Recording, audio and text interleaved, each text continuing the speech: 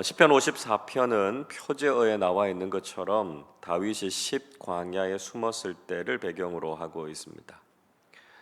그때 사람이 사울에게 다윗이 숨어 있다라고 하는 사실을 알려주었죠. 그래서 다윗이 사울에게 쫓기는 아주 위험한 상황이 됐습니다. 이 사건의 구체적인 배경이 사무엘상 23장, 24장이다라고 하는 걸 우리가 확인하게 되죠. 사무엘상 23장 19절은 이렇게 말씀합니다. 그때의 사람들이 기브아에 이르러 사울에게 나와 이르되 다윗이 우리와 함께 광야 남쪽 하길라 산 숲을 요새에 숨지 아니하였나이까 말씀하고 있습니다. 사람이 기브아에 있는 사울에게 가서 다윗이 지금 광야 앞에 있는 하길라 산에 숨어 있다라고 하는 사실을 알려주었습니다. 이 사람들이라고 하는 사람들은 유다 지파 사람들이었습니다. 그러니까 다윗의 친족들이었던 것이죠. 이 사람들이 베냐민 지파의 왕인 사울에게 다윗이 숨어 있는 장소를 알려주었다라고 하는 것은 친족들이 지금 다윗을 배신했다라고 하는 것을 이야기하고 있습니다. 그래서 이 시편을 가리켜서 배반의 시편이다 이렇게 부르기도 합니다. 사울은 다윗이 숨어 있다는 사실을 알고 군대를 데리고 그를 잡으러 왔죠. 그런데 오히려 다윗이 동굴 안에 들어온 사울을 죽일 수 있는 절호의 기회를 얻게 됩니다. 그러나 다윗은 사울을 죽이지 않고 사울의 겉옷 자랑만 베죠. 하나님의 기름 부음 받은 자를 죽이는 것이 옳지 않다, 하나님께서 금하신다 하는 것을 다윗이 알고 있었습니다. 그 후에 다윗이 사울에게 자신은 사울을 죽이려고 하는 의도가 전혀 없다라고 하는 것을 이야기했죠. 그때는 사울도 다윗의 마음을 알고 다윗이 선한 의도를 가지고 있다라고 하는 것을 받아들이는 것처럼 보였습니다. 그런데 더욱 기가 막힐 노릇은 이런 일이 한 번만 있었던 것이 아니라 한 번 더 일어났다는 것입니다. 사무엘상 26장 1절은 이렇게 말씀합니다. 사람이 기브아에 와서 사울에게 말하여 이르되 다윗이 광야 앞 하길라 산에 숨지 아니하였나이까. 또 한 번 사람들이 다윗을 배신해서 사울에게 다윗이 숨어 있는 곳을 알려주었습니다. 그래서 사울이 3,000명을 데리고 다시 다윗을 잡으러 왔습니다. 사울이 그의 군대 장관이었던 아브넬과 함께 하길라산 앞에 진을 치게 되죠. 다윗은 밤에 아비새와 함께 사울의 진영으로 몰래 내려가게 됩니다. 그리고 사울과 그 보화들이 모두 잠들어 있는 것을 발견하게 되죠. 아비새는 그 옆에 있는 창을 가지고 단번에 사울을 죽일 수 있다 이렇게 다윗에게 이야기했지만 다윗은 이번에도 하나님께서 기름 부으신 자를 죽이는 것은 하나님께서 금하는 것이다 하는 것을 이야기합니다. 그리고 사울의 창과 물병만 가지고 돌아오죠. 이번에도 사울은 이 사실을 알고 다윗이 자신을 죽이지 않았다라고 하는 것을 깨닫게 됐고요. 다윗이 자신보다 더 의롭다라고 하는 것을 인정하게 되죠. 사무엘상 26장 25절이 이렇게 말씀합니다. 사울이 다윗에게 이르되 내 아들 다윗아 내게 복이 있을지로다.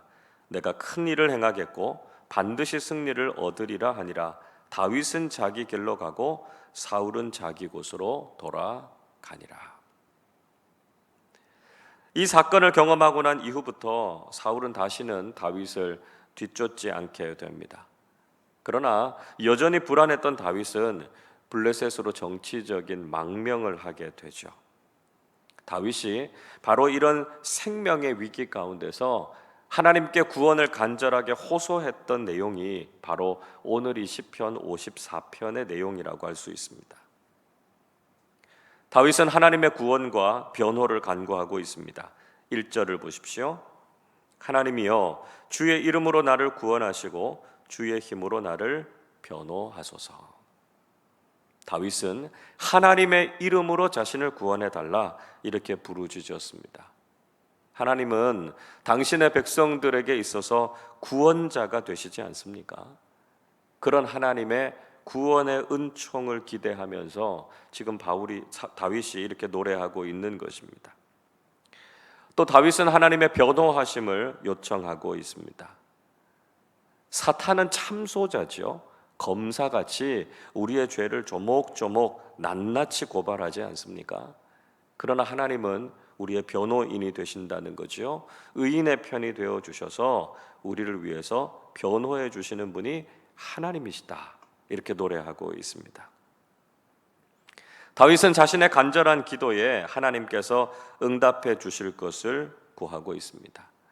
2절은 이렇게 말씀합니다. 하나님이여 내 기도를 들으시며 내 입의 말에 귀를 기울이소서. 다윗은 하나님께서 자신의 기도를 들어주시고 자신의 말에 귀를 기울여 주시는 분이시다 하는 것을 믿었던 것이죠. 자신의 기도가 반드시 하나님께 상달될 것이다. 그는 굳게 믿고 있었습니다. 우리가 하나님 앞에 기도할 때 이 믿음이 필요하다는 거죠. 하나님께서 우리의 간구, 우리의 작은 신음소리까지 다 듣고 계신다라고 하는 것을 믿고 그 믿음으로 하나님 앞에 기도하실 수 있기를 바랍니다. 다윗은 그렇게 대적들이 자신의 생명을 찾는 아주 위급한 상황 속에 있었습니다. 3절 보십시오.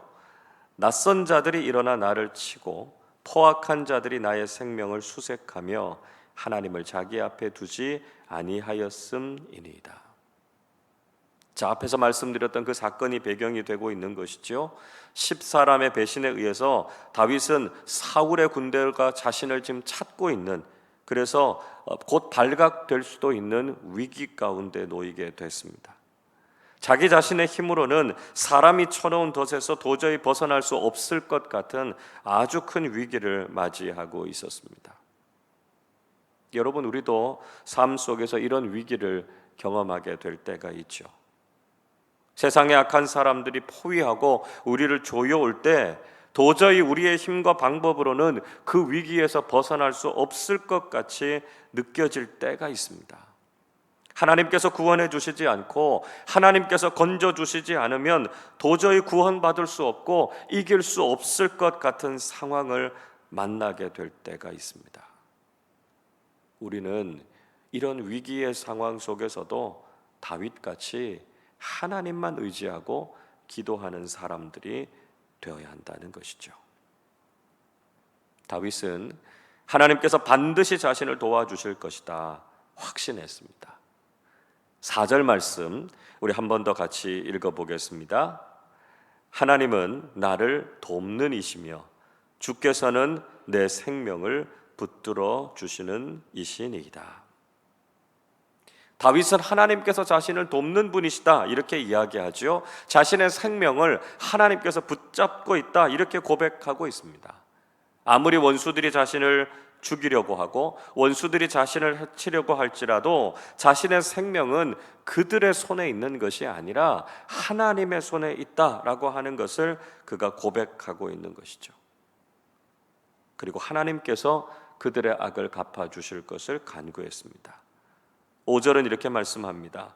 주께서는 내 원수에게 악으로 갚으시리니 주의 성실하심으로 그들을 멸하소서.